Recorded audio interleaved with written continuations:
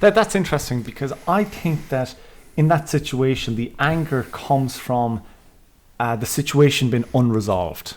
And so whenever we have a situation that's unfair, that's unresolved, anger or some sort of emotion can build up.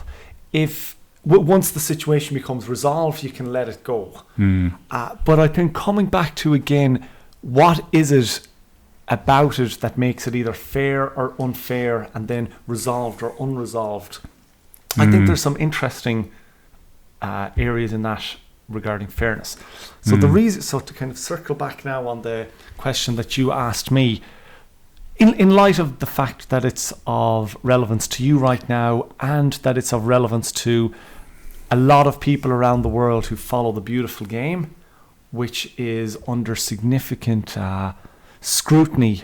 FIFA, the organising body, are being the beautiful game being football, soccer.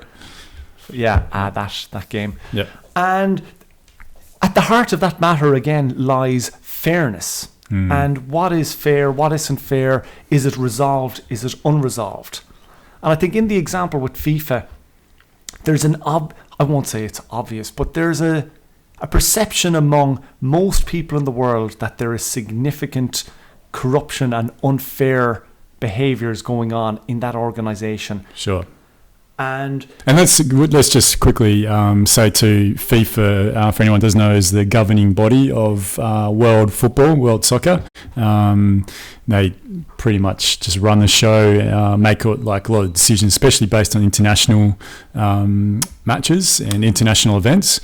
And there's been a long time, there's been a lot of pointing towards alleged corruption within the system, within FIFA, and over the last few days, that's the Americans have sort of come through with maybe another country. Was it as well, or was it just the Americans? In conjunction with Switzerland. Switzerland, that's right. To arrest certain members of the governing board of FIFA.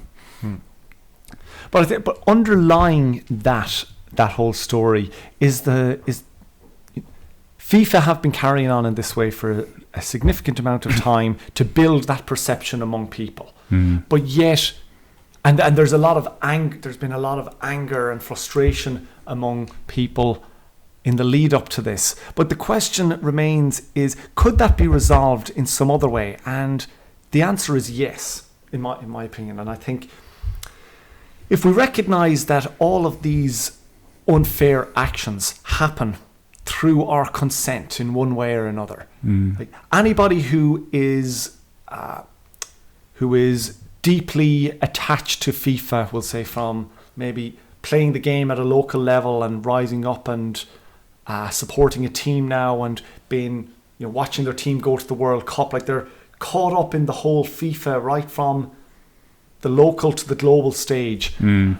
What it would require from them would be to say, no, FIFA, I'm not having any part of it. For them not to watch the World Cup, not to buy the jerseys or the merchandise and so forth.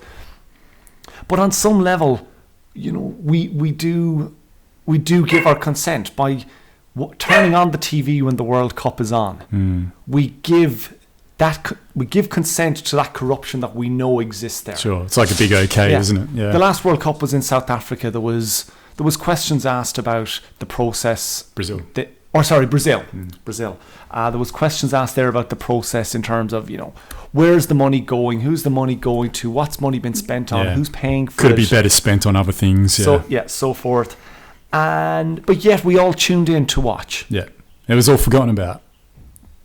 And that for me, I think, is one of the reasons why we get so angry about these things, because at some level of the equation, we've got ourselves to blame. We can point the fingers at FIFA and the corruption that's gone on there, but we also have to point the finger back at ourselves and go, we accept this. And not only do we accept it in the FIFA realm, but I think that there's a broader acceptance of, I won't say of corruption, but we don't carry out our true belief of what fairness is fully in our lives.